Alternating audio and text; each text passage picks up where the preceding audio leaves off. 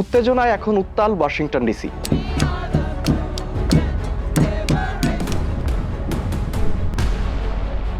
একদিকে মধ্যপ্রাচ্যে ইরানের সঙ্গে যুক্তরাষ্ট্রের ব্যয়বহুল যুদ্ধ, অন্যদিকে দেশের অভ্যন্তরেও রেকর্ড ভাঙা নো কিংস বিক্ষোভ আর জ্বালানির আকাশ ছোঁয়া দাম। সব মিলিয়ে ডোনাল্ড ট্রাম্পের দ্বিতীয় মেয়াদের প্রশাসন এখন রাজনৈতিক ও অর্থনৈতিক সংকটের মুখে।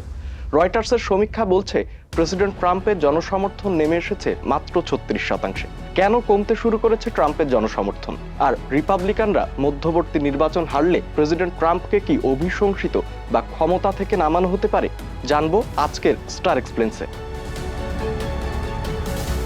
ইরানের সঙ্গে যুক্তরাষ্ট্র ও ইসরায়েলের যৌথ যুদ্ধ 1 মাস পার করেছে, যা বিশ্ব অর্থনীতি ও সাধারণ মার্কিনীদের জীবনযাত্রায় চরম নেতিবাচক প্রভাব ফেলেছে। সিএনএন এর তথ্য অনুযায়ী যুদ্ধ শুরুর পর থেকে জ্বালানি তেলের দাম $1 বেশি বেড়ে গ্যালন প্রতি গড়ে $4.02 গিয়ে ঠেকেছে। এই ঊর্ধ্বগতি বিগত 4 বছরের মধ্যে সর্বোচ্চ। ইউএস সেন্সাস ব্যুরোর তথ্য অনুযায়ী দেশটির প্রায় 10টি পরিবারের মধ্যে 9টিতেই অন্তত একটি গাড়ি রয়েছে এবং 10টির মধ্যে 2টি পরিবারে অন্তত 3টি বা তার বেশি গাড়ি আছে। যেহেতু অধিকাংশ মানুষের যাতায়াতের একমাত্র উপায় গাড়ি, তাই তেলের দাম বাড়লে তাদের খরচ কমানোর কোনো বিকল্প পথ থাকে না। বাধ্য হয়ে তাদের বেশি দামে তেল কিনতে হয়, যা খাবার বা চিকিৎসার মতো অন্য নিত্য প্রয়োজনীয় খরচে প্রভাব ফেলে। এরই মধ্যে প্রায় 10 জনের মধ্যে 4 জন মার্কিন নাগরিক আগামী কয়েক মাসের মধ্যে গ্যাসোলিনের দাম মেটানোর সামর্থ্য নিয়ে খুবই উদ্বিগ্ন বলে জানায় বার্তা সংস্থা এপি। সব মিলিয়ে ডোনাল্ড ট্রাম্প হোয়াইট হাউসে ফিরে আসার পর থেকে বর্তমানে তার জনপ্রিয়তার হার সর্বনিম্ন পর্যায়ে। এর অন্যতম কারণ হলো দেশের অভ্যন্তরে গড়ে ওঠা নো কিংস আন্দোলন এবং যুদ্ধের প্রতি জনসমর্থনের অভাব। ট্রাম্প প্রশাসনের কঠোর নীতি এবং স্বৈরতান্ত্রিক আচরণের প্রতিবাদে যুক্তরাষ্ট্র জুড়ে নো কিংস আন্দোলন তীব্র আকার ধারণ করেছে। গত জুনে প্রায় 40 থেকে 60 লাখ এবং অক্টোবরে প্রায় 70 লাখ মানুষ এই বিক্ষোভে অংশ নেয়। আয়োজকদের তথ্য অনুযায়ী ফের শুরু হওয়া আন্দোলনে 50টি অঙ্গরাজ্যে 3200টিরও বেশি কর্মসূচি করার পরিকল্পনা ছিল। নিউ ইয়র্ক, ওয়াশিংটন, ডালাস ও ফিলাডেলফিয়ার বড় সমাবেশ হলেও 2/3 কর্মসূচি হয়েছে ছোট শহর ও কমিউনিটিতে, যা আন্দোলনের বিস্তারকে নতুন মাত্রা দিয়েছে। সিএনএন এর জরিপে দেখা গেছে প্রতি 10 জনের মধ্যে 6 জন মার্কিন নাগরিক মনে করেন ইরানে মার্কিন সামরিক পদক্ষেপ মাত্রা ছাড়িয়ে গেছে। ফোর্বসের আরেকটি জরিপে দেখা যায় প্রতি 10 জন ডেমোক্র্যাটের মধ্যে প্রায় 9 জন এবং 10 জন রিপাবলিকানের মধ্যে 3 জন ও 10 জন স্বতন্ত্রের মধ্যে 6 জন ভোটার এই সামরিক পদক্ষেপের বিপক্ষে অবস্থান নিয়েছেন।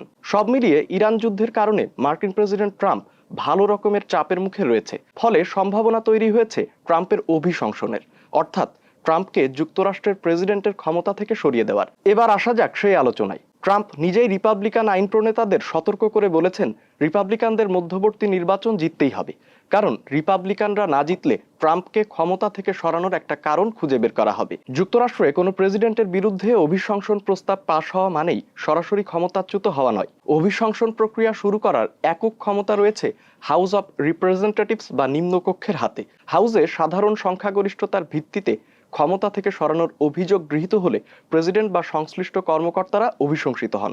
এরপর সিনেট বা উচ্চকক্ষ বিচার প্রক্রিয়া পরিচালনা করে। প্রেসিডেন্টকে দোষী সাব্যস্ত করে পদচ্যুত করতে হলে সিনেটের 100 সদস্যের মধ্যে 67 জনের ভোট প্রয়োজন হয়। অভিযোগের মূল ভিত্তি হতে হয় রাষ্ট্রদ্রোহ, ঘুষ গ্রহণ অথবা অন্যান্য গুরুতর অপরাধ ও অসদাচরণ। যুক্তরাষ্ট্রের ইতিহাসে আজ পর্যন্ত কোনো প্রেসিডেন্টকে সিনেট চূড়ান্তভাবে পদচ্যুত করতে পারেনি।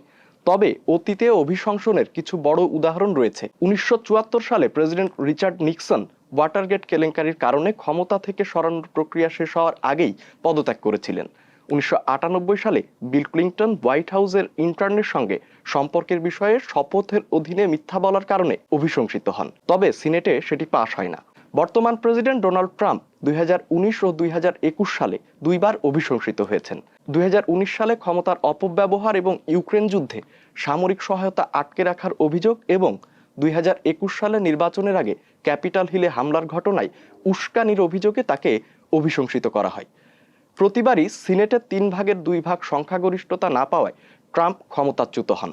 সব মিলিয়ে যুদ্ধ, অর্থনৈতিক চাপ আর অভ্যন্তরীণ অসন্তোষ একসঙ্গে ট্রাম্প প্রশাসনের ভিত্তিকে নড়বড়ে করে দিচ্ছে। মধ্যবর্তী নির্বাচনের ফলই ঠিক করে দেবে এই সংকট কেবল রাজনৈতিক চাপে সীমাবদ্ধ থাকবে নাকি আবারও অভিশংসনের দিকে গড়াবে পরিস্থিতি।